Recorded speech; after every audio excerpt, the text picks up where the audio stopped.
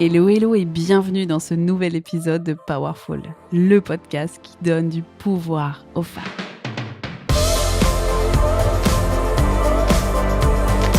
Je suis infiniment reconnaissante que tu sois là pour refaire le monde.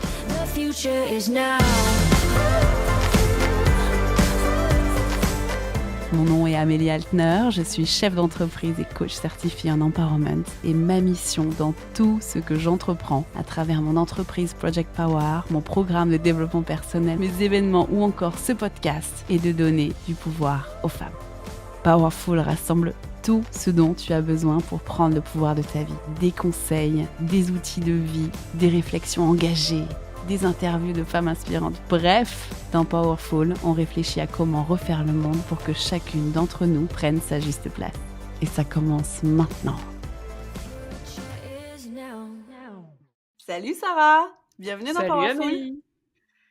Salut, merci de d'avoir m'inviter. accepté mon invitation. Bah oui, merci à toi.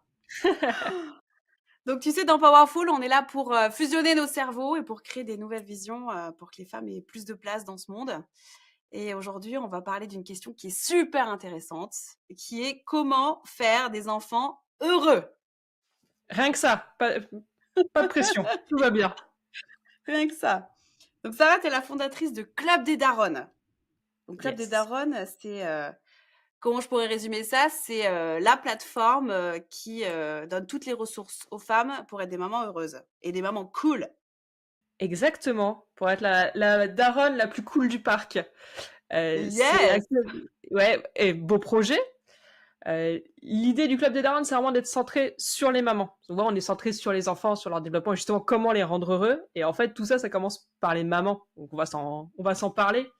Et actuellement, c'est plus de 500 femmes qui sont accompagnées, soit au quotidien avec le club, ouais. soit vraiment sur des programmes très ciblés éducation pour survivre au Terrible 2, pour retrouver du cool dans la famille et toutes ces choses-là. Donc tout ce qui va justement toucher à l'équilibre familial et aux enfants épanouis, aux mamans épanouies. Excellent. On en a besoin. On en a besoin. Et tu touches un premier point qui est super intéressant, je trouve, quand on parle d'avoir des enfants heureux, c'est d'avoir des mamans épanouies, des parents heureux. Je pense que c'est le premier pilier fondamental. Tu me dis si je me trompe. Mais le premier pilier pour moi, c'est si on veut avoir des enfants heureux, on doit avoir des parents heureux. Tout à fait. Ça va être hyper important parce que souvent, on a les mamans, en tout cas, moi je travaille beaucoup avec des mamans, elles se concentrent beaucoup sur, et je vois qu'elles réagissent beaucoup, sur tout ce qu'elles peuvent aller apporter, éveiller, outiller leurs enfants, pour qu'ils soient à l'aise avec leurs émotions, pour qu'ils soient à l'aise avec eux-mêmes, pour qu'ils aient confiance en eux, etc. Mais alors elles-mêmes, la gestion, la connaissance de leurs émotions, la confiance en elles-mêmes, etc., elles n'investissent pas du tout pour elles. Donc ça serait espérer, tu vois, cet adage fais ce que je dis, pas ce que je fais. Ça serait dire, ok, fais absolument pas comme moi, mais toi, tu auras tous les outils pour le faire. Ça marche pas, en fait. Je suis entièrement d'accord avec toi. Il y a un vrai décalage entre ce qu'on veut transmettre et ce que les femmes ont appris pour elles. Le développement, si tu veux, d'un enfant passe en fait par nous-mêmes. On doit apprendre à gérer nos émotions. On doit apprendre à avoir confiance en nous. Et tout ça, c'est des choses qu'on va transmettre du coup automatiquement. Et quand on est nous-mêmes alignés avec ce qu'on ressent en acceptation et nous-mêmes épanouis, et ça, c'est une vraie responsabilité qu'on doit avoir avant nous-mêmes, avant de les avoir pour nos enfants, c'est là qu'on crée des enfants heureux. La génération précédente, c'est le meilleur modèle, si tu veux, de ça, de dire, on a eu des parents qui n'étaient pas vraiment heureux, hein, on peut le dire comme ça, et qui nous ont dit, soyez heureux les enfants, soyez vous-même heureux. Mais on avait des modèles qui n'étaient pas heureux eux-mêmes, tu vois. Donc, il y a eu un vrai décalage qui s'est créé entre ce qu'ils nous ont montré d'être heureux et ce qu'ils nous ont demandé de faire. Et là, je pense que notre génération, en étant maman, on a une vraie responsabilité de réaligner ça, de se dire, si mes enfants me voient heureuse, ils auront la vraie définition de ce que c'est d'être heureux. Et donc, c'est plus de notre responsabilité de l'éducation, mais c'est une responsabilité envers nous-mêmes, de se poser la vraie question, de se dire, est-ce que je suis en fait épanouie? Est-ce que moi-même je suis heureuse? Donc de remettre les mamans au centre. Est-ce que c'est ça? Exactement. Et la vraie question aussi, c'est, attention, 4 heures de philo, c'est quoi être heureuse? Parce qu'en fait, finalement, quand on se dit ça, assez vite, on a l'impression qu'il faut avoir le panel complet de l'humain parfait, Ouais. qui aurait toujours la bonne réponse au bon moment, la bonne gestion des émotions, qui vivrait, enfin, chaque matin c'est Disneyland dans sa vie, défoncé à la joie, ça serait le bonheur, etc. Et en fait, ce qui va être intéressant, c'est de se dire, ok, par quoi passe mon épanouissement? Peut-être un peu se détacher de heureux, parce que finalement, quand on est dans l'injonction au bonheur et qu'on cherche absolument à être heureux, t'es sûr de ne pas y arriver, en fait. C'est plutôt se dire, ok, comment je vais rechercher mon épanouissement, me sentir Mmh. bien avec moi-même. Et en plus, à partir de ce moment-là, je trouve que c'est forcément bénéfique dans le rôle de maman, parce qu'on va mieux se connaître et on va se foutre un peu la paix. Et on va arrêter dans la checklist de toutes les choses à faire, de toutes les choses. Voilà, faudrait que on soit les championnes. Enfin, je parle beaucoup d'émotions parce que je sais que c'est quelque chose qui cristallise beaucoup Ouais. d'inquiétude chez les mamans. On soit les championnes de l'émotion, de la communication, etc. En fait, on n'est pas tous les mêmes personnes. Il y en a qui sont meilleurs que ça sur ces sujets-là. Il y en a qui sont meilleurs sur d'autres choses. Il y en a qui, c'est leur kiff de créer des activités d'éveil. Et il y en a, c'est leur kiff d'aller voyager. Et c'est ok de pas être la même personne, en fait. À partir du moment où on est aligné avec soi, bah, ça va être beaucoup plus simple de faire vivre sa relation avec son enfant et en plus de lui laisser l'espace d'être lui-même. Et tu disais, il y avait une nuance entre être heureuse et être épanouie et ça, je suis entièrement d'accord avec toi. Être heureuse, c'est à l'instant T, d'accord? Être Mm. épanouie, ça enveloppe toute la palette émotionnelle, c'est-à-dire je suis, heureuse, triste, fatiguée, tu vois? On peut être épanoui, c'est-à-dire que c'est un sentiment qui se base sur le long terme et qui englobe tout ce qu'on ressent. C'est-à-dire, c'est un Mm. sentiment de sens, ce que je fais a du sens, ce que je fais m'épanouit sur le long terme, mais c'est pas être heureuse à chaque instant T de sa vie. Et ça, c'est super important de le dire parce que être maman, être femme, c'est pas être heureuse tout le temps. Ça Mm. n'existe pas. C'est un enchaînement de décisions qui nous ressemblent, qui sont peut-être difficiles sur le moment, mais qui sur le long terme vont nous apporter du bonheur. Yes. Tu vois? C'est un enchaînement d'émotions, de je suis triste, je suis en colère, je suis heureuse, je suis triste, en colère. Mais si on le fait parce que ça a du sens, on est épanoui et ce sentiment, bah, il est important sur le long terme. Mais c'est pas de être heureuse tout le temps à court terme, tout de suite, tout de Mm. suite, tout de suite, tout de suite. Donc Ouais, et finalement, faire des enfants heureux, c'est aussi une question de choix. tout à fait. C'est complètement assumer les choix de qui on est et justement de presque de détacher le fait d'être heureux avec le fait d'être épanoui. Parce que sinon, ça rend Ouais, ton bonheur hyper fragile. Parce que le oui. jour où il va t'arriver quelque chose de désagréable, bah, tu seras plus heureuse à ce moment-là, à cet instant, comme tu le dis. Et donc, du coup, tu peux aller assez vite tout mettre à la poubelle. Moi, je vois pas mal de mamans qui Mmh. font ça. Il se passe un truc dans la journée qui est pas fluide, où elles sont criées sur leurs enfants, où elles sont pas senties bien. Il y a plus rien qui va. Elles rejettent tout leur être, elles rejettent toute leur vie, alors que ouais, c'est une mauvaise journée, quoi. C'est pas une mauvaise vie. Et donc, du coup, de décorréler l'épanouissement et l'état de grâce du bonheur, ça permet de se sentir mieux. Et ça va passer effectivement par les choix qu'on fait et d'être sur des choix qui sont conscients et qui sont assumés. Conscient, assumé et sur, encore une fois, être heureuse sur le long terme. Tu vois, je vois beaucoup, Mm. par exemple, de mamans, qui restent en couple, malheureuses, pour leurs enfants. Ça passe, si tu veux, de retrouver son épanouissement, de retrouver du sens dans sa relation, ça passe possiblement par une décision difficile qui rend sur le moment pas heureuse, tu vois? De se dire: «Je me sépare», par exemple. Mm.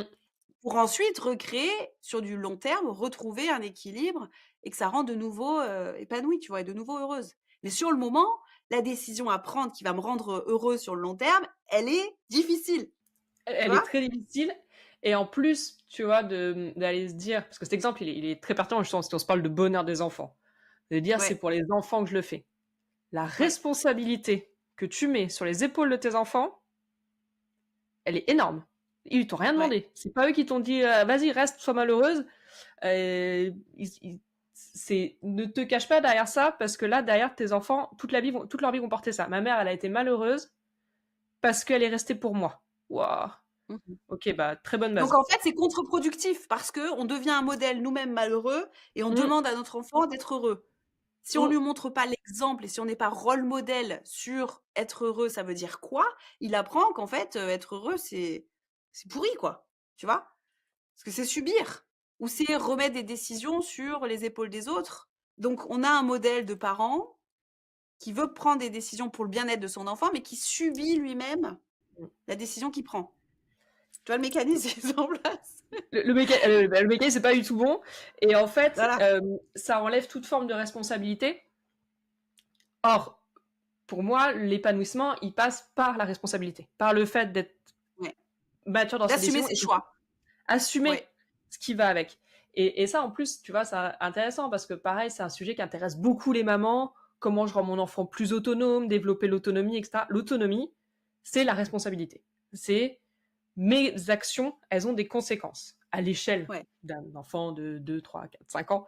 Bien sûr, ouais. Mais ça a des conséquences. Et c'est ça qui va rendre autonome. C'est de se dire, OK, je fais des choix. Derrière, c'est ma responsabilité. Que ça soit de, je renverse un verre d'eau, je le nettoie, je fais une crise au supermarché et donc j'ai des conséquences plutôt désagréables. Ouais. Ça va avec ça. Et donc, du coup, on attend ça d'un enfant de 3 ans, par exemple. C'est à cet âge-là qu'on se dit qu'il faudrait qu'il développe son autonomie de 3 ans, quoi. Et parfois, en tant qu'adulte, on va un peu aller chercher des causes et des raisons de son non-épanouissement ou de fait d'être pas très heureuse dans sa vie, la faire porter à d'autres personnes ou à d'autres circonstances ou à un environnement, etc. Et on n'en prend pas la responsabilité de ça, quoi. Donc, en fait, d'essayer de justifier un non-choix plutôt que de faire un choix qui peut être difficile sur le moment et qui, par contre, est garant d'un investissement plus grand, enfin, un épanouissement plus grand plus tard. Ouais. Alors après, il faut quand même remettre un peu de mesure sur le monde de la Oui, maternité parce que c'est souvent très dur d'assumer ses choix. Parce qu'il y a des injonctions qui sont énormes, énorme. des modèles complètement irréalistes de maternité, de mère. On se compare aussi de notre génération à nos mères qui souvent étaient mères au foyer, pour la Oui, plupart, pas toutes, mais une bonne dans mon cas, en partie. tout cas, ouais. Ouais. Voilà, moi aussi. Qui du coup font un tas de choses que moi je ne sais pas faire et qui en plus parfois ne m'intéressent pas du tout. Mais je me dis, tu vois, tu cristallises beaucoup sur ta propre mère ou tes propres parents de ce que c'est un bon parent, parce que forcément tes parents, voilà, c'est ce qu'ils ont fait, c'est bien, c'est le seul modèle que tu as. Et tu dis, si moi je fais pas tout ça, je sais pas, ma cuisine maison, gérer mon foyer, coudre des vêtements pour mes enfants, leur faire des activités, m'en occuper à chaque vacances scolaires, etc. Tu te dis, bah, en fait, Je suis une mauvaise mère.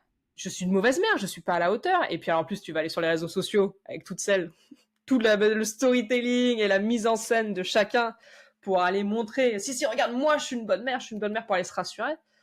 Waouh, le cocktail détonnant derrière, bah, vas-y, pour savoir qui tu es en tant que mère et d'aller assumer tes choix derrière. Oui. Ce qui est important de dire dans le choix, c'est que peu importe les choix qu'on fait, il y aura des conséquences et positives et négatives. Il n'y a pas un Mm. seul choix qui n'a pas de conséquences positives et négatives, tu vois. Peu importe ce qu'on choisit. Un exemple que j'aime bien donner, tu vois, qui est assez marquant, c'est de dire je choisis de faire un seul enfant, tu vois. Mm. Un seul enfant, d'un point de vue psychologique, c'est déjà un traumatisme parce qu'il est tout seul, tu vois. Je Mm. choisis de faire maintenant 2 enfants pour éviter le traumatisme de l'enfant seul, tu vois. 2 enfants, je crée un autre traumatisme C'est ça. qui est que le premier enfant doit, en fait, splitter l'attention qu'il reçoit avec le deuxième. Et donc du coup, ça crée aussi un autre traumatisme. Donc que tu sois enfant seul ou que tu sois enfant aîné du coup d'une fratrie, ça va créer de toute façon un impact sur l'identité de ton enfant. Bien sûr. Donc tu vois, en psychologie, on parle toujours de traumatisme, c'est peut-être fort de dire ça, mais c'est en fait, c'est simplement une influence que ton choix a sur ton enfant, peu importe ce que tu fais. Donc quoi qu'il arrive, le tout, c'est toujours de regarder qu'est-ce que j'ai comme conséquence en positif, en négatif, de peser le pour, le contre, qu'est-ce qui me ressemble le plus et de faire des choix en Mm. conséquence. Donc si tu as par exemple, le sujet de l'accouchement, moi je le vois en coaching, c'est un sujet qui est hallucinant, qui fait vraiment peur.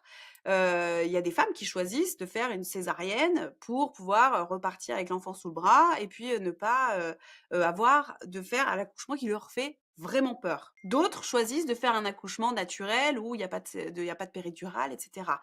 Quoi qu'il en soit, si tu veux, si la maman est à l'aise avec la décision et que la décision la rend heureuse, l'enfant, il se portera bien. Si tu as énormément peur de l'accouchement et que parce qu'on t'a dit qu'il fallait qu'absolument que l'enfant il sorte, naturellement, parce qu'il y avait des bactéries super qui sortaient au même moment et que ça allait booster le système immunitaire de ton enfant, on l'entend ça. Mais si elle est hyper stressée de ça, toute la peur mentale qui se crée, elle est de toute façon, elle redescend en ligne directe sur l'enfant. Donc tu vois, l'un comme dans l'autre, si elle est beaucoup plus à l'aise et beaucoup plus sereine avec la décision de faire une césarienne, let's go quoi. Bah, ouais, tout à fait. Et bon, avec. Parce que souvent, la conclusion, en fait, je vais tout faire. Oui, je vais Je tout vais faire. prendre Ah oui, aucun risque c'est parce ça. que justement, cette peur avec du traumatisme, je vais créer un traumatisme. Et donc, du coup, mon enfant, sa vie est flinguée, quoi. Ouais. Euh, Elle va faire, elle va créer une autre dynamique, de se dire, ok, qu'est-ce que je veux, qui je suis, qu'est-ce que je transmets, voilà, parce qu'en final, d'un Quel parent à choix je l'autre, fais? ben, Ouais. quel choix je Elle fais fait le avec? choix de tout. C'est le choix de tout. Exactement. Et en fait, c'est plus les choix, c'est les to-do list, quoi. C'est les to-do list de tout ce qu'il faut faire parce que c'est le mieux. C'est le mieux. Il faut accoucher sans péridurale parce que c'est le mieux. Et derrière, il faut lui donner une diversification menée par l'enfant parce que c'est le mieux. Il faut faire ça Il faut parce faire que que c'est du le mieux. maison. Il faut Voilà. travailler à fond. Il faut Et il y a plus de, on se perd. On se perd parce que c'est pas qui on est. C'est une checklist qui a été donnée en plus en piquant un peu partout. Le ouais. mieux de chaque monde. Ok, bah cool. Mais en fait, ça veut pas dire que ça fait un monde cool pour toi. C'est pas ça la réalité. C'est-à-dire que ces personnes-là ont fait ces choix-là, mais tu connais pas tout le reste de leur vie et tous les autres choix qu'ils ont fait pour mener cette chose-là à bien. Et donc on tombe dans la to-do list, on fait plus de choix. On a l'impression de faire des choix, de faire le choix du mieux. Et en fait, on est dans le non-choix. On est dans l'illusion qu'on est en train de tout faire. Et donc on tombe dans la Et checklist, donc on on tombe dans le stress, s'épuise. on Voilà. s'épuise. On s'épuise, on se stresse. Donc Mm. forcément, on est moins épanoui, moins heureuse. Et donc, automatiquement, les enfants le sont moins aussi. Si on est stressé, si on est fatigué, si on n'a plus d'énergie parce qu'on donne tout, tu vois, et qu'on fait pas de choix et que du coup on est partout tout le temps, super bien, hop au top, ben, on n'a plus du tout de patience avec les enfants, on s'énerve pour rien, tu vois. Ça a Mm. une vraie conséquence aussi sur la relation que tu crées avec l'enfant, quoi. Et t'as t'as moins de présence. Il va faire Oui, un pimpon avec son camion de pompier, tu vas péter un câble parce qu'en fait tu supportes plus le bruit, parce qu'en fait t'es saturé, t'es à un niveau de stress tellement élevé que le moindre petit stresseur, boum, ça va ouais. partir super fort. Et qu'en plus tu vas te culpabiliser avec ça. Tu vas te Ah, culpabiliser en disant oh là là, mauvaise mère. ouais, Ah. exact. Ça, c'est un vrai sujet aussi quand on parle de choix. Et ça, c'est un sujet qui touche vachement sur la maternité, je trouve, c'est la culpabilité. J'ai l'impression, alors moi, je suis pas encore maman, et c'est pour ça que je t'invite aujourd'hui qu'on en parle pour avoir ce point de vue de maman aussi, c'est de dire, j'ai l'impression qu'à partir du moment où on a des enfants, on a une culpabilité qui est renforcée, décuplée.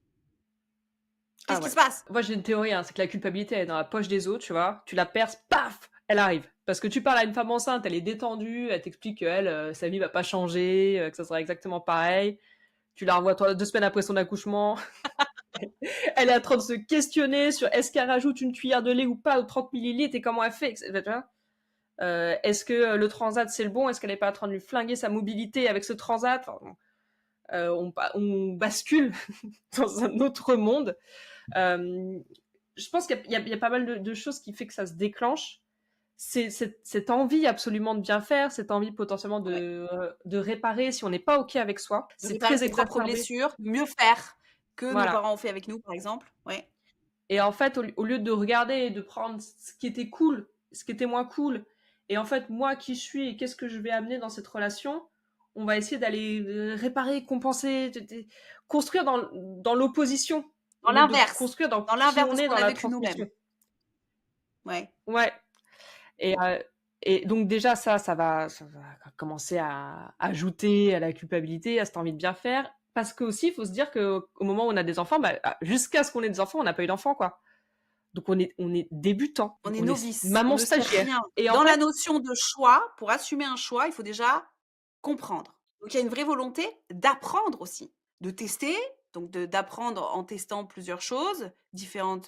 Ça va pas avoir un impact hallucinant sur la vie de ton enfant si tu testes 2 3 trucs, tu vois? Si tu testes un mais transat et une exactement. balançoire et je sais pas quoi. Donc faut s'autoriser à tester de nouveau.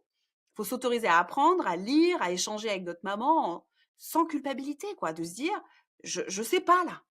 De s'avouer Ouais, qu'on sait pas qu'on sait et qu'on pas et essaie. qu'en fait, on est en train d'apprendre d'apprendre le Ouais. rôle de maman et d'apprendre de construire une relation avec quelqu'un parce que cet enfant est né, il a sa personnalité, il est qui il est et on le découvre.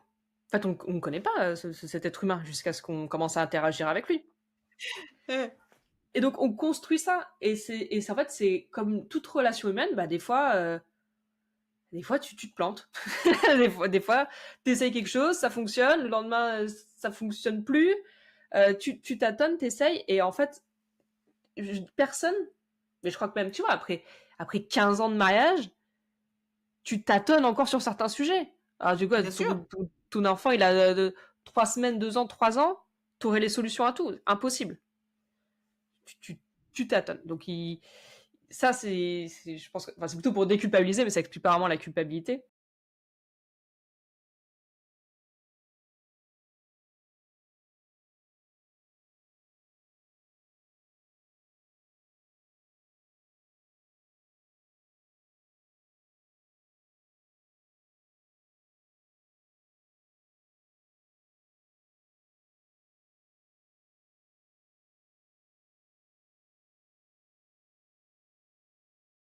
Mm.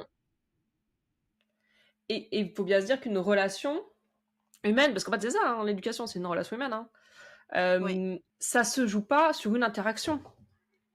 C'est pas parce que une fois t'as pas eu la bonne réaction au bon moment, t'as monté le ton plus vite que tu le voulais, que même tu vois, moi je le vois sur les accompagnements que je fais où il y a plus de cadre. On s'en parlera, tu vois, mais il y a plus de cadre depuis 2-3 ans, et donc les enfants sont un peu partis en cacahuète. Et ben on rattrape en fait, voilà, On recrée. et Mmh. on recrée, on ajuste, et ok, bah c'était pas dingo, bah on fait autrement parce qu'en attendant on a amené d'autres choses dans cette relation. Et ça sert à rien de s'auto-flageller parce qu'on va pas défaire ce qui a été fait dans tous les cas. Ouais. Donc là, ça me paraît important sur tout ce qui est culpabilité. Déjà, essayer de la regarder en face et pas de la mettre sous le tapis quand et du coup de pas essayer de surcompenser. Ah, je me sens pas très bien par rapport à ça. Du coup, je vais en faire encore plus. Ok, on regarde en face ce qui se passe. On est honnête avec soi-même, on est honnête avec ses Voilà. choix. Et l'émotion de la culpabilité, c'est simplement, en fait, notre cerveau, parce que nos émotions, c'est quand même à chaque fois notre cerveau qui communique avec nous-mêmes, donc c'est intéressant. La culpabilité, c'est: «Attends, là, tu as fait un choix, je viens juste rechecker avec toi si le choix que tu viens de faire est le bon. Je te redonne, en fait, la possibilité de faire un choix». Tu refais un choix, il peut être le même que celui que tu avais fait, 5 minutes avant. Tu refais un choix, c'est-à-dire, par exemple, de te détendre, 15 minutes avant d'aller voir tes enfants pour être plus patiente derrière. Tu revalides le choix. Oui, je veux bien me détendre 15 minutes avant d'aller voir mes enfants. La culpabilité, elle s'en va. Hmm. Donc, elle est juste de passage pour te dire: Hello, tu viens de faire un choix. Est-ce que c'était vraiment le bon? Est-ce que tu es vraiment sûr de ton choix? Refais un choix. Remets de la sûreté sur le choix que tu viens de faire ou change d'avis. D'ailleurs, change Ouais, d'avis, peu exactement. importe. Tu peux dire non, en fait, 15 minutes, je les prendrai plus tard et là, je vais voir mes enfants. Et quand tu refais un choix, la culpabilité disparaît. Et ça, c'est Tout super à fait. intéressant. Elle vient juste revalider ton choix. Pas méchant. Ouais, et être capable de se dire, des fois, j'ai pas fait le bon choix. Exact. Et en fait, on fait pas toujours le bon choix du premier coup. Moi, enfin, je Non. prends l'exemple de quand j'ai quitté mon entreprise, parce que c'était trop. J'en avais trop, en fait. J'ai géré des enfants rapprochés en période de Covid, un travail avec beaucoup de pression, un peu de moyens, etc. Bref, c'était trop. Et du coup, ma conclusion, c'était le truc en trop, c'est le travail. Et moi, ce que je veux au fond, et en fait, je pense que j'ai manqué de hauteur sur ce moment-là, mais j'étais plus en mode survie, je pense. Euh, Ce que je veux, c'est finalement être avec mes enfants et m'occuper d'eux et pouvoir les éveiller et vivre ma meilleure vie d'Instagrammeuse, tu vois. Enfin, de mère Instagram parfaite, etc. En fait, c'est pas du tout moi. Genre, absolument pas. Et du coup, au début, je me sentais soulagée parce qu'en réalité, j'ai une composante très stressante de ma vie. Donc forcément, tu dis, ah, ça va mieux. Et en fait, être mère au foyer, c'est pas du tout moi. Et j'ai commencé à culpabiliser, de me dire, oh là là, j'ai quitté mon travail, j'ai fait changer toute l'organisation de la famille pour un truc qui, en fait, je me sens mal. Qu'est-ce qu'on fait? Et en fait, je pourrais juste continuer à me sentir mal et rien dire et mettre ça sous le tapis, ou regarder les choses en face et me dire, ok, bah, pourquoi je me sens mal? Qu'est-ce qui va pas? Qu'est-ce que je veux faire? Comment je veux le faire? Et à partir de la situation que j'ai là, ça sert à rien, elle est là, ça sert à rien de se dire, oh, j'aurais pas dû, etc. C'est fait. comment je construis sur ça. De refaire un choix, en fait. Exactement. Tu vois, ce qui est intéressant dans le choix, c'est qu'il y a rien de définitif. Rien. Rien n'est définitif dans un choix qu'on fait à un instant T avec les informations qu'on a à l'instant T. C'est le meilleur choix qu'on puisse faire à ce moment-là. Maintenant, on fait un choix, on teste et ensuite on se laisse toujours la possibilité de refaire un choix. Tu as fait le choix de quitter ton travail pour tester la vie de mère au foyer. Laisse-toi toujours et à n'importe quel moment du process de j'apprends et je regarde, de te dire je refais un choix, de reprendre un travail parce que finalement, mère au foyer, ça me convient pas. J'ai testé, j'ai vu, ça me convient pas. Donc je Mmh. refais le choix de reprendre un travail. Quand on se laisse le choix en fait en permanence, on enlève la pression. Et donc, on est automatiquement plus heureuse.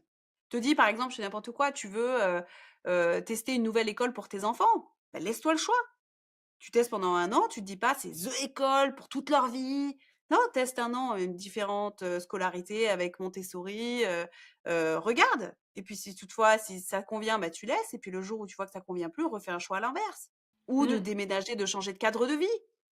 Laisse-toi le choix de revenir dans un cadre, si toutefois tu avais fait un choix de partir et que ça te convenait pas finalement. Tout à fait. Et je crois que ce qui va quand même être très intéressant dans ça, c'est d'être au clair sur qui on est, de porter une vision un peu lointaine, un peu long terme, de où on veut aller et qui on est, et de pas parce que voilà, je pense que ça nourrit aussi la culpabilité de toujours regarder ce que les autres y font. Ah, lui il fait ça, Oui. il a l'air d'être heureux avec ça, donc c'est que ça doit être la solution pour être heureux. Donc je fais ça. Ouais, mais en fait ça, c'est développer une vision long terme sur quelle parentalité je veux vivre en fait. Exactement. Et pas être dans la réaction, d'être dans tu vois, de je vois ça, et en fait d'associer le bonheur qu'on attribue aux gens, ah ils ont l'air super heureux de ça, à une action, à un tout petit bout d'action qu'on voit. Donc c'est ça la solution pour être heureux. Ok, bah peut-être pas Mmh. en fait. Et être Mmh. heureux, c'est pas forcément quelque chose qui se déclenche. Tu sais, à partir du moment où tu as pris la décision, hop, ça y est, le bonheur t'envahit. Des fois, faut voir un Ça peu prend plus du loin que ça, temps. quoi. Ça Ouais. prend du temps. Donc il faut prioriser en fait un épanouissement, et un cadre, long terme plutôt que des petites décisions, sans cohérence en fait. Ça, il faut qu'il y ait une vraie vision de comment je veux vivre le truc, éduquer les Mm. enfants et que ce soit quand on parle d'être heureux, que ce soit une vision qui soit long terme et pas juste à l'instant T. On prend un exemple, hein, un enfant qui fait une crise de nerfs, dans un magasin parce qu'il veut un jouet, solution Mm. assez classique je pense? Tu me dis, hein? Situation classique. Voilà. Sur le moment, pour être plus heureux, bah, qu'est-ce qu'on va faire? On va lui acheter le jouet. Tu es d'accord Mm. avec moi? Là, Yes. je rends mon enfant plus heureux, tout de suite. Mais est-ce que c'est lui rendre service et le rendre heureux sur le long terme que de céder à chaque caprice, si je peux appeler ça un caprice, En tout et de cas, lui à chaque offrir à chaque fois demande, de ce quoi. qu'il demande? Ouais, bah c'est un très bon exemple. C'est de et ça revient à ce qu'on se disait au début, c'est de faire la différence entre la joie, la recherche de Instantané. la joie, l'instantanéité, Ouais. et le je veux donner les clés à mes enfants pour être heureux. Et je crois qu'il faut même, tu vois, si on se parle de vision de parentalité, il faut peut-être même aller un peu plus loin que ça. Parce qu'aucun parent va te dire, bah, je voudrais pas qu'ils soient heureux. Tu vois. En fait, c'est un truc, c'est juste un acquis. Juste, Ouais, oui, c'est on veut vrai. tous que nos enfants ils soient heureux. Mmh. Sauf qu'on n'a pas tous le même chemin pour être heureux. Et on n'a pas tous le même point de départ. On est dans une famille, on est dans un contexte, et tout ça, ça s'inscrit dans une filiation, dans une transmission, dans plein de choses. Et donc forcément, ta famille, tes parents, tes grands-parents, etc., ne vont pas te transmettre les mêmes choses. Et en fait, il faut être OK avec ça. Il faut aller, pour construire une vision de la parentalité, sur quelque chose, sur des choix qui sont un peu discriminants. Parce que si tu dis, moi, ma vision de la parentalité, c'est qu'ils soient heureux. Ok, faille, très bien. Qui va te dire le contraire. Euh, mais par exemple, j'ai en tête des mamans qui, avant d'avoir des enfants, leur énorme kiff, c'était voyager. Ouais. Voyager, tout le temps partir, etc. C'est quelque chose c'est lié à elles. Tu vois, par exemple, c'est des enfants qui ont été enfants d'expatriés ou qui adorent les voyages, ou etc. Ça va pas faire partie de leur parentalité. Bah, moi, ma vision, c'est l'ouverture sur le monde. Tu vois, c'est peut-être plutôt ça, leur truc. Donc forcément, elles vont le faire vivre d'une manière différente. Et pour elles, c'est leur bonheur, c'est ce qu'elles vont transmettre. Et peut-être que leurs enfants, ils vont adorer ça. Et plus tard, ils le feront aussi avec leurs enfants. Et tout ça s'inscrit dans une transmission. Peut-être pas tant que ça. mais qu'ils auront développé une adaptabilité, pas facile à dire ce mot, Ouais. qui vont transmettre d'une autre manière à leurs propres enfants, etc. Et en fait, il n'y a pas de recette du bonheur, il y a qui on est, comment on se sent avec ça et comment on veut le transmettre. Mais à un moment, il faut se poser la question. Ça me paraît essentiel. Et je trouve que c'est une question qu'on pose aux hommes et qu'on pose pas aux femmes. Ok. Je pense à l'exemple d'un podcast de Daron, où une des questions qui revient à chaque fois dans les interviews, c'est mais toi, qu'est-ce que tu veux que tes enfants aient gardent de toi, des transmissions, etc. Et les femmes, il y en a beaucoup des podcasts sur la maternité. On leur parle de leur accouchement, de leur vie de famille, de leur gestion du quotidien. Mhm. On reste à une échelle plus petite. Ouais, une échelle de quotidien. Ouais, Voilà, gestion du d'enchaînement de quotidien. faits à gérer, en fait, une gestion instantanée, encore une fois. Et il n'y a pas de prise de recul, de jeu des zooms pour savoir je Ouais, veux mener le truc où. Donc, en fait, exactement. définir un cadre dans lequel ensuite je vais faire des choix en fonction du cadre que j'ai défini. Parce que tu vois, quand on Exactement. parle de choix sur le pilier précédent, on parlait des choix, d'assumer ses choix. Mais si c'est des choix qui sont ancrés dans une vision qui est long terme, ou une vision d'ensemble, c'est beaucoup plus facile de faire des choix qui nous ressemblent dans une perspective long terme. Faire des Mm, choix et se poser des questions toutes les 2 secondes, de savoir si c'était le bon choix ou pas, tu vois, c'est très stressant finalement. Quand on a une vision long terme, on sait mm, exactement ce qu'on veut transmettre à nos enfants, que par exemple, c'est normal qu'en tant que parent, on dise non et que l'enfant doit accepter le non. Et ben sur le moment, quand il nous fait une crise, beaucoup plus facile de dire non que si on hésite à ce moment-là de se dire attends mais qu'est-ce que mon enfant va penser de moi? Est-ce que je vais le rendre malheureux si je lui dis non tout de suite? Est-ce que je suis obligée de lui acheter ce mm. jouet? Donc avoir cette vision long terme, en fait, ça simplifie aussi les choix du quotidien. T'es d'accord là-dessus? En fait, ça permet de sortir du détail. Parce qu'en fait, quand on est Ouais. tout le temps dans la gestion du quotidien et de l'immédiateté et de l'émotion tout de suite, L'émotion, tout de suite. euh, Mmh. on essaie de préserver, et du coup, en restant en plus dans il faut que mes enfants soient heureux, mes enfants doivent Mmh. être heureux, on va essayer de préserver à tout prix la joie. Sauf que, en plus, les enfants, c'est une espèce de mini machine à kiff. Eux, ce qu'ils recherchent, c'est le kiff instantané tout le temps. Ils sont drivés par leur désir, en fait. Et Ouais. nous, on a comme travail de remettre de la hauteur sur ça. Sauf que quand on est entraîné tout le temps dans le quotidien, dans le faire, etc., c'est hyper dur de reprendre de la hauteur et de se dire attends, mais où je vais en fait? Qu'est-ce que je suis Mmh. en train de faire? Non, je suis tellement occupée avec ma charge mentale et toutes les tâches que j'ai à faire et on se retrouve enfermé là-dedans. Je trouve que les femmes, on se retrouve vite enfermées là-dedans et enfermées dans une toute petite échelle. C'est-à-dire qu'on est hyper concentré sur là, notre enfant de 3 ans et on se dit pas, ok, attends, dans 10 ans, dans 15 ans, qu'est-ce que je veux qu'il ait comme valeur, comme transmission? On est concentré sur, il faut qu'il gère ses émotions, il faut faire les crises, gérer les crises, etc., etc. Je dois accueillir et tout ça. Reprenons un peu de hauteur et ça implique aussi de se faire de la place pour soi. Parce Mmh. que construire une vision de la parentalité, c'est un peu construire une vision de sa vie, Ouais. ça prend Ouais. un tout petit peu de temps. Et Mmh. c'est pas quelque chose qu'on fait en un claquement de doigts, en fait. Pour définir sa vision de la parentalité. Est-ce que tu as 2-3 questions qu'on peut se Ça, poser, ça serait par exemple de se dire, quand ils seront adultes, ou quand je serai Ouais. plus là, qu'est-ce que je veux qu'ils gardent? Qu'est-ce que j'ai envie qu'ils aient comme qualité? Comme, Comme valeur? qu'est-ce que j'aimerais qu'ils transmettent à leur tour à leurs enfants? Tu vois? Et ça t'oblige à aller questionner ce que toi t'as reçu, ce que t'en as fait, Mmh. ce que tu penses de ta conception de la vie, de ce qui est important, etc. Et donc enfin, d'une personne à l'autre, la réponse elle est pas du tout la même. Un exercice que je trouve intéressant, c'est de se dire, vas-y, décris un peu ta vie idéale, quoi, à quoi ça ressemble, etc. Tu noircis un peu de la page, quoi. Et après, tu prends 2 idées fortes là-dedans. 2 idées qui sont vraiment essentielles pour toi, et tu essaies de refaire cette vision-là en une phrase, avec ces 2 idées fortes, quoi. Parce qu'en fait, si tu décris ta vie idéale, bah oui, tu vas fourre-tout, hein, tu vas tout mettre. Hein. Tu fais la totale, t'es dans la checklist, t'es au top, etc. Mais si à un moment tu dois faire un choix et qu'il y a 2 trucs à transmettre, c'est quoi? C'est pas facile, hein, parce qu'entre la première fois où tu vas le faire et tout ce que ça va déclencher comme réflexion et maturer, déjà c'est un peu Ouais. long. Et Ouais. puis surtout, t'es pas toute seule. À part si voilà, bah, les mamans qui sont mamans solo, mais il y a quelqu'un Ouais. d'autre avec qui composer avec ça. Il faut s'aligner avec ça. Ça, c'est pour moi, c'est un pilier fondamental aussi de rendre un enfant heureux. C'est d'être aligné, non pas alors avec soi-même, bien sûr, mais aussi sur la vision de la parentalité avec son partenaire. est-ce qu'un enfant peut être heureux si la maman a un discours et le papa en a un autre? Ah non, faut être cohérent. Ça, Il faut être c'est évident. cohérent. Faut être cohérent sur des choses clés. Après, on n'est pas les Ouais, mêmes personnes. oui, Donc, chacun a reçu son éducation, chacun a reçu et a construit une représentation de la vie, une grille de lecture, etc., et des valeurs qui sont les siennes. Chacun va les faire vivre sa propre relation avec son enfant et transmettre des choses différentes. Enfin, tu vois, je pense que si tu te questionnes, t'as pas reçu les mêmes choses de ton père et de ta mère. bien sûr, ouais. Mais ça va pas en Quel collision. moment à quel moment la vision, elle doit être liée là? La vision, elle doit être très liée, en tout cas, au moins sur l'exécution du quotidien. D'accord. C'est-à-dire que, par exemple, si on se dit, il y a un des parents qui dit non au Kinder au supermarché, tu vois, Ouais. et que l'autre parent il dit oh c'est bon, donne-lui son Kinder. Là, Oh, enfant tu vois, malheureux. ouais, l'enfant se dit pas Ouais, il y a un tissu d'adultes autour de moi qui est contenant et qui est cohérent et je peux leur faire confiance. En fait, c'est des fois c'est oui, des fois c'est non. Quel est le sens de tout ça, quoi?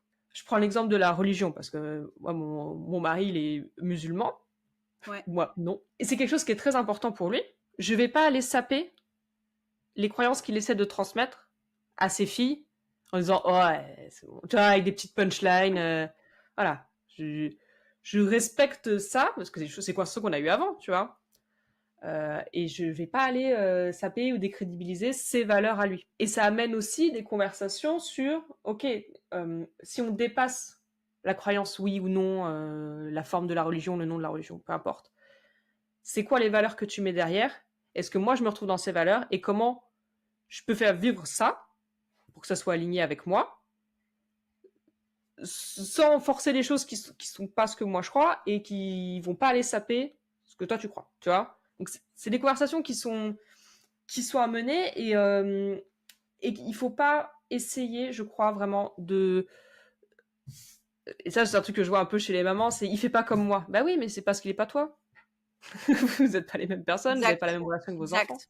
D'accepter qu'en fait et donc là, c'est vachement intéressant parce que c'est accepter que la personne soit différente, qu'elle ait une manière de gérer les choses différemment, mais de s'assurer qu'on aille dans le même chemin, dans la même Mmh. direction. Ouais, On est d'accord? Ouais.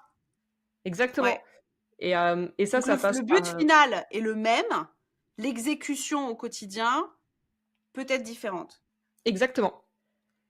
Et ça, OK, pour être sur un pied d'égalité sur ça, c'est il faut avoir pris le temps de se questionner oui.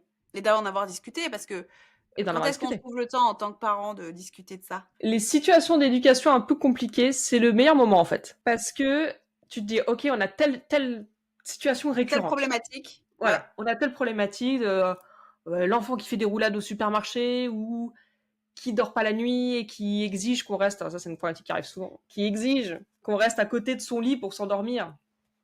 Et du coup, on n'a plus de soirée, etc. Et en fait, à un moment, c'est de dire comment on gère ça. Et en fait, ce point de départ-là, il va ouvrir la discussion. Parce qu'il y en a un qui va dire, bah, moi, je pense qu'on continue. Et l'autre qui va dire, mais moi, je veux pas, en fait.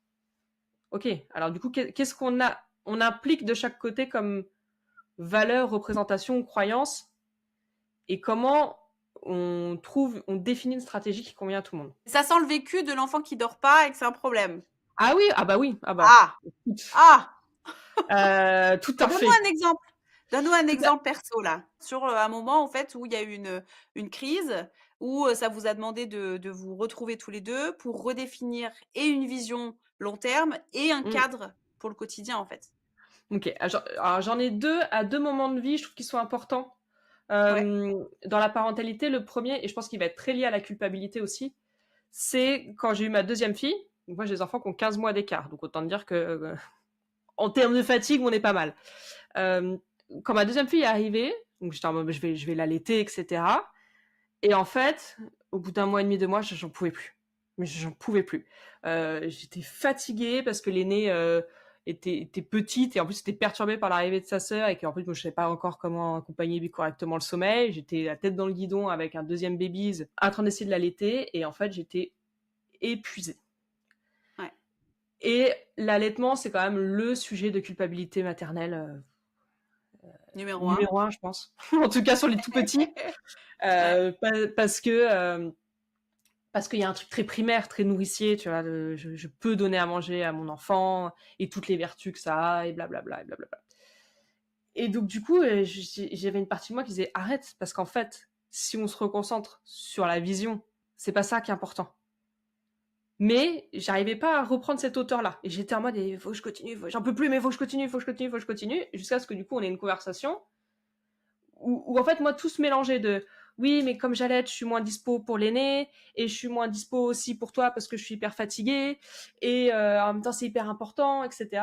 Et mon mec m'a quand même remis de la hauteur en disant, mais c'est quoi qui est important en fait? L'enfant soit D'allaiter, nourri. C'est ça voilà. l'importance numéro 1, on est d'accord? Et ou que on puisse tenir le coup là Bien sûr. avec nos enfants rapprochés et qu'on puisse un peu aussi profiter du fait de créer une fratrie, etc. Qu'est-ce qui est important, quoi. Ouais. Et ah ouais, c'était une vraie question parce qu'il m'a dit peu importe ta réponse, moi je te Je te soutiens. suis. Donc si tu veux continuer à allaiter, je vais m'adapter. Avec Anna, on va s'adapter et on va trouver des façons de faire. Si toi tu juges qu'en fait c'est pas ça que tu veux, bah c'est fine, on passe au biberon en fait. Et du coup, d'avoir quelqu'un qui te remet un peu de hauteur, tu dis ok, là, très bien, calmons-nous. Ça va bien se passer. Donc j'ai arrêté et je me suis préservée, ce qui est pour la suite essentiel, quoi. Parce que finalement, je te donne du coup mon deuxième exemple de moment clé dans la parentalité. Et c'est quand Anna avait, donc l'aînée avait 2 ans, qu'elle dormait plus.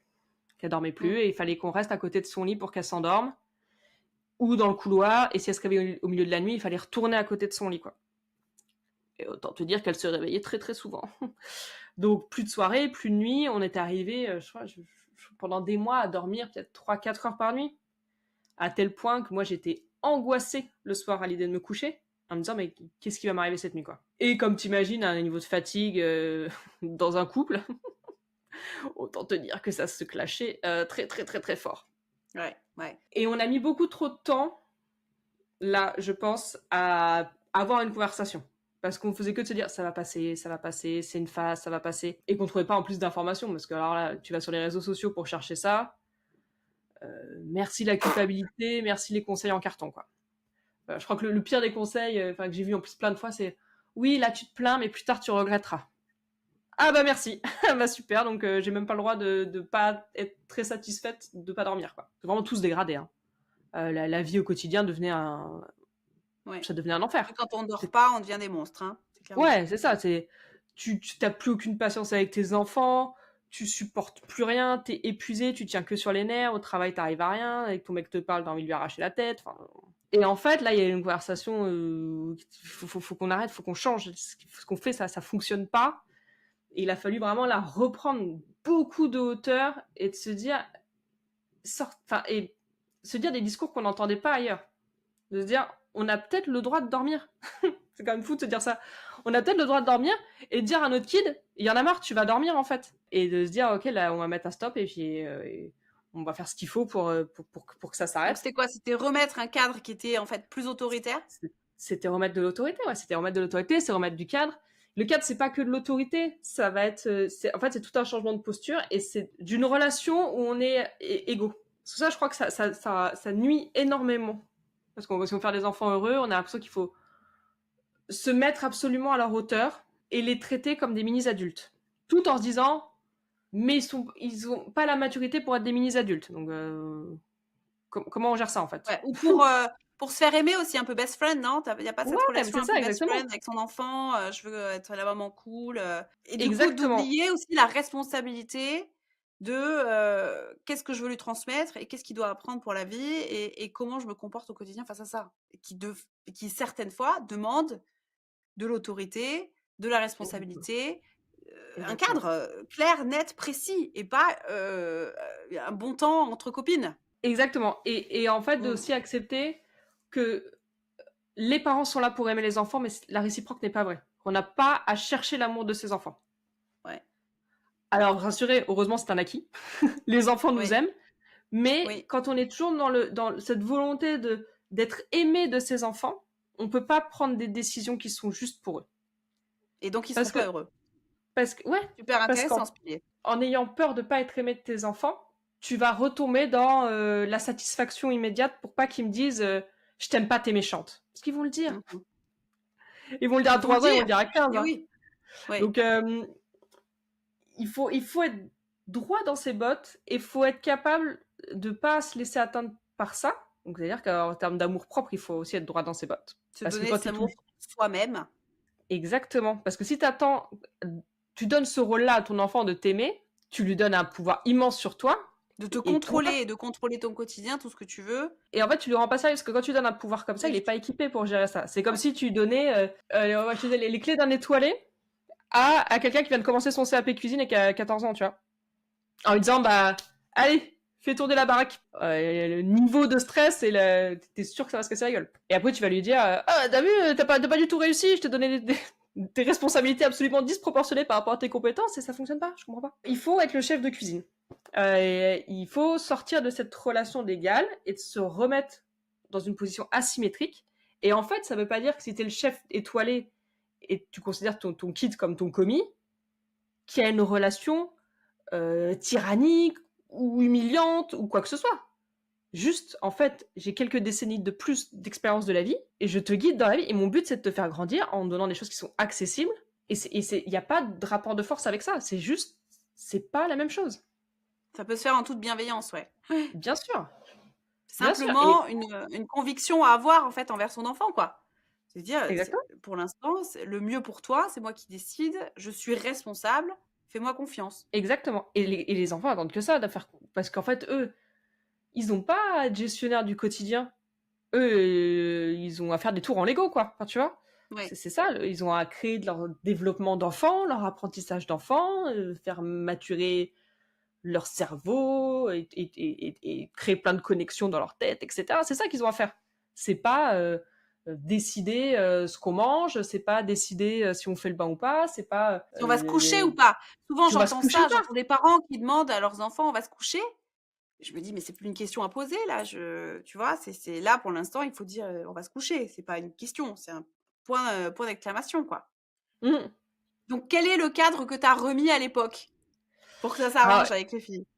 ah bah alors, il y avait pas mal de taf. Hein. Il y avait pas mal de Ouais, travail parce que au final, bah, c'est ce que je disais. En fait, t'es pas parent avant d'être parent. Quand t'as pas forcément non plus l'éducation, le cadre le plus épanouissant non plus, c'est pas évident. Donc tu vas avoir tendance justement, et je pense que c'est ce qu'on a fait, à construire en opposition au lieu de construire en disant ce que je prends, ce que je prends pas. C'était genre je prends rien et moi je suis la nouvelle génération et la nouvelle génération on sait que et les neurosciences disent que et machin, on sait mieux que tout le ouais. monde. On va on va en toute humilité réinventer l'éducation. Alors oui, il y a des choses qui ont changé, tant mieux. Mais il y a quand même des choses qui sont intéressantes à garder. sur justement réussir à garder de l'autorité sans peut-être avoir l'autorité que certains d'entre nous ont eu, qui est pas forcément Qui l'autorité était rassurante. forte, voilà, et qui était violente. Dans mon cas, Voilà, violent, quoi, tu vois? c'est Ouais. ça. Ce qui ne se fait plus du tout, donc c'est pas rentrer là-dedans Voilà. non plus. Non, Ouais, c'est plutôt de dire, ok, moi, bah justement, je me positionne comme le chef étoilé. J'ai une vision pour mon restaurant, j'ai une vision pour ma famille, voilà, voilà. et en fait, je te guide parce que je veux aussi que toi, tu deviennes chef étoilé. Et donc, il n'y a pas d'humiliation là-dedans. Ouais. C'est de l'autorité qui rassure. Et c'est l'autorité qui rassure qui fait que, bah, en fait, quand c'est l'heure de dormir, c'est l'heure de dormir. Moi, je vois 4 grands piliers sur ce qu'est un cadre. Il y a l'autorité, il y a Oui, la clarté des rôles, la clarté de oui, l'organisation du quotidien, etc. Il y a la cohérence. Ce que je disais tout à l'heure, les parents qui vont pas s'appeler leur autorité, les parents qui disent d'être heureux et qui le sont aussi. Il y a la cohérence entre ce que je dis, ça arrive, ma parole, elle est fiable. Donc, ce qui fait que si je te dis non et tu vas oui. arrêter de Et oui, tu as protester, raison, tu lui fais confiance. oui. Mais s'il te dit on va faire ça et ça va être cool, on va le faire et ça va être cool. Tu vois, ça va dans les deux Mmh sens. mh. Mmh. Et puis évidemment, il y a l'amour Mmh. en fait. L'amour, le fait de passer du bon temps ensemble, d'avoir une relation qui soit riche, où il se passe des choses, où on communique et on kiffe, on se fait des bons souvenirs. C'est l'équilibre entre tout ça en fait. Tu vois, j'avais l'impression donc de l'extérieur qu'on est passé quand même d'une génération où l'éducation était très autoritaire, violente, psychologiquement, physiquement. On donnait des baffes, facilement, des claques, tu vois? C'était assez logique, assez normal et aujourd'hui, on a basculé dans un truc qui est complètement à l'inverse. Il faut qu'il y ait plus du tout d'autorité, quand on parle de psychologie positive, d'éducation positive, etc., que ça doit être du positif, du mignon, du machin. Est-ce que c'est sain de basculer d'un point à l'autre pour qu'un enfant soit heureux? Il y a 4 grands types d'éducation, et l'éducation qu'on essaie de viser, c'est l'éducation qui soit épanouissante, et c'est vraiment Mmh. l'équilibre entre l'autorité et l'amour. C'est vraiment OK. ça. Aller dans le tout amour, ça va vers le laxisme. Et ça peut même, tu vas dans beaucoup le don de toi et l'écoute et l'accueil, etc. Et en fait, ça te laisse plus d'espace en tant que parent. Ton enfant, en Mmh. réalité, il est stressé. Il a tellement de choix et d'options devant lui. Eh oui. Tu sais, on part sur la métaphore du restaurant, c'est les cartes sans fin, tu sais même plus ce que tu dois choisir. Donc ça te crée du Ouais. stress. Et donc il va être très sollicitant avec les parents. Et les parents, au bout d'un moment, ils en peuvent plus. Et là, ils virent dans l'autoritarisme, ils pètent un câble et ils se mettent à crier sur leurs enfants parce qu'en fait, ils en peuvent plus. Donc on essaie de pas en arriver là, de justement mettre du cadre, des limites pour pas qu'on soit tout le temps, qu'on aille toucher les limites des parents et qu'ils aient des réactions hyper violentes. Et donc oui, je pense qu'il y a un vrai changement de paradigme là dans les différentes générations. Il y a une construction qui se fait justement parce que il y a des choses qui n'ont pas été digérées. Les parents qui Oui, il y a des refusent blessures. vraiment Oui. beaucoup, qui refusent l'autorité, qui refusent l'expression de l'autorité, et tu vois, quand tu leur dis la relation, elle est asymétrique et c'est normal, et tu vois que ça leur hérisse le poil, c'est parce que eux, ils ont très probablement vécu ça de manière pas hyper sympa. Et donc, ça se mettre dans cette posture-là, ça les renvoie à un modèle qu'ils veulent surtout pas reproduire. Ouais. Et il y en a qui ont juste une éducation, qui étaient peut-être des enfants hyper cool et qui ont une éducation hyper cool et qui n'ont pas les mêmes, on n'a pas tous les mêmes enfants à élever, hein. Et qui du coup se disent attends, moi j'ai jamais eu ça, pourquoi je dois faire ça, quoi. Réussir encore une fois à savoir ce qu'on veut amener et se dire en fait, si je veux développer aussi l'autonomie, le sens des responsabilités pour avoir des enfants qui fassent les bons choix derrière, il va falloir qu'au début je leur crée une base de lancement qui soit solide en fait. Donc c'est au Ouais. début, t'es sur leur dos. T'as plein de règles, plein de consignes, c'était très décisionnaire et pas beaucoup. Et puis plus ils vont avoir le sens des responsabilités, plus tu vas pouvoir lâcher un peu parce que tu sais qu'ils vont faire les bons choix et que s'ils les font pas, c'est fine parce qu'ils ont un sens des responsabilités qui leur permettra d'assumer ça, quoi. Énorme. Ouais, excellent. Merci Sarah, magique. De Donc si je rien. récapitule un peu comment faire des enfants heureux, qui était notre grande question aujourd'hui. Mmh. La première chose vraiment à mettre au centre de toute discussion, c'est enfants heureux parce que parents heureux. Ouais. D'accord? Règle Tout à fait. numéro 1, si les parents sont heureux, et notamment les mamans, donc si les mamans sont heureuses, l'enfant sera heureux. Ouais. Pour qu'une maman soit heureuse, c'est important qu'elle fasse des choix qui lui ressemblent. Tout à fait. Deuxième pilier. Mmh. Troisième pilier, pour que les choix qui nous ressemblent aient du sens pour un enfant et qu'il soit heureux grâce à ça, il faut qu'il y ait une vision long terme. Que tous Tout les à choix fait. qu'on fait s'ancrent dans une vision d'éducation pour nos enfants, pour faire des enfants heureux, responsables et toutes les valeurs qu'on va leur transmettre. Le cadre, long Mmh. terme. Et la dernière chose ensuite, c'est-à-dire que d'une vision long terme, on doit pouvoir appliquer ça au quotidien, dans un cadre Mmh. qui, là encore, nous ressemble, nous épanouit. C'est un cadre qui est évolutif, en alignement avec la vision long terme, en alignement avec le partenaire, Mmh. ce que lui aussi a envie de transmettre, pour que ce soit plus facile, déjà, et beaucoup plus cohérent pour l'enfant, parce que tout ce qui a du sens pour lui le rend heureux. Tout à fait. Tu as très parfaitement résumé Est-ce que la recette des la enfants heureux, ça a recette l'air si simple. miracle! La Ça a l'air si recette simple. miracle! Et donc ça, je pense que c'est très important de le remettre au centre, c'est de dire que notre responsabilité, avant tout, face à nos enfants, c'est de leur montrer par nos agissements, par la manière d'être, par ce qu'on ressent nous-mêmes, ce que c'est que le bonheur, ce que c'est que d'être heureux. Ouais. Et ne pas essayer de leur transmettre, de leur dire sois heureux, ma fille, sois heureux, mon fils, sois heureux, alors que nous, on souffre le martyre. Ça ne fonctionne pas. Mmh.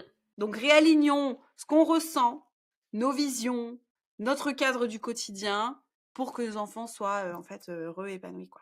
Exactement. Se mettre en burn-out pour rendre ses enfants heureux, ça ne fonctionne Ça pas. marche pas. Il faut bien se dire que, moi, tu vois, pour moi, la maman, la daronne, dans notre société, c'est la clé de voûte de la famille. C'est elle qui tient toute la structure. Alors Ouais. certes, ça devrait être un peu moins comme ça, mais ça C'est repose encore le cas. énormément sur les femmes. Oui, ouais. Et en fait, la clé de voûte, c'est celle qui tient toute la structure. Si elle s'écroule, tout tombe. Donc en fait, c'est là qu'il faut aller mettre du soin, c'est là qu'il faut aller mettre de l'attention, parce que c'est toujours plus simple, quand on va bien, d'aller gérer ce qui va pas dans le quotidien. Oui, ou générer du bien, en fait. Et Je générer vais du bien, bien. je génère du bien, je vais mal, je génère du mal. Entre guillemets, c'est l'équation, elle est très rapide, quoi. Alors après, il y a des gens qui se sentent pas bien et ça va avec leurs enfants parce qu'elles arrivent à faire, tu vois, le pont, mais ça tient pas dans la durée, quoi. Voilà. Mais c'est vraiment là qu'il faut aller, qu'il faut apporter son attention, c'est d'abord sur soi. Et parce qu'en fait, il faut pas oublier que la personne qui a permis de créer cette famille, c'est la femme que t'étais, toi, à la base. Et que cette femme-là, elle a pas disparu. Et que c'est avec cette femme-là qu'à un moment, qui a décidé, je vais faire une famille, et son plus un a dit, ah bah ouais, grave, parce que ça serait vraiment trop bien que toi et moi, on fasse des mini-nous, quoi. Et qu'en fait, c'est d'un coup, cette femme-là, on l'honore plus. On la fait plus vivre. On s'occupe plus d'elle. Alors que c'est elle le point de départ de tout. Sans elle, il y aurait pas cette famille, il y Ni aurait de pas ce ces qu'elle enfants. aime, on s'occupe plus Ouais. d'elle, ni de ce qu'elle aime, ni de ses besoins, on les remplit plus, on Mmh. s'éloigne de soi. Voilà. Exactement. Ouais. Donc, en conclusion absolue, prenez soin de vous, les darons. Exactement. Vous aurez des enfants heureux. Et c'est tout ce qu'on vous souhaite. Merci infiniment, Sarah, d'être venue aujourd'hui partager tes neurones avec moi pour qu'on fasse avancer ce monde et que ce monde soit une place meilleure pour nous, les femmes. On vous embrasse très fort. Avec Merci de votre plaisir. écoute et à bientôt. Merci. À bientôt. Chacune de nos histoires compte, parce que les histoires qu'on crée aujourd'hui pour nous, c'est les histoires qu'on laisse aux générations de demain. Alors pour toi-même et pour nous toutes, merci infiniment d'avoir été là aujourd'hui avec moi, d'avoir écouté cet épisode jusqu'au bout. Partage un max ce podcast, parce que plus on est à réfléchir, plus on est à déconstruire, plus on est à évoluer, à devenir nous-mêmes, à faire bouger les lignes de ce monde, plus chacune de nous sera épanouie, plus chacune de nous aura sa place, et plus ce monde nous ressemble. Si cet épisode t'a plu, mets 5 étoiles sur Apple Podcast. Je prends le temps de lire chacun de vos commentaires. Votre bienveillance est un cadeau pour mon cœur et pour tout le travail que ce podcast représente. Alors j'ai décidé que chaque semaine, j'élirai le plus beau des commentaires et la personne choisie recevra un cadeau. Sortez vos plus belles plumes, vos mots de bienveillance et écrivez un commentaire sur Apple Podcast avec 5 étoiles. Il ne me reste plus qu'à t'envoyer tout plein d'amour, une énorme dose de power. Et rappelle-toi de rester powerful, parce que ce monde a besoin de toi.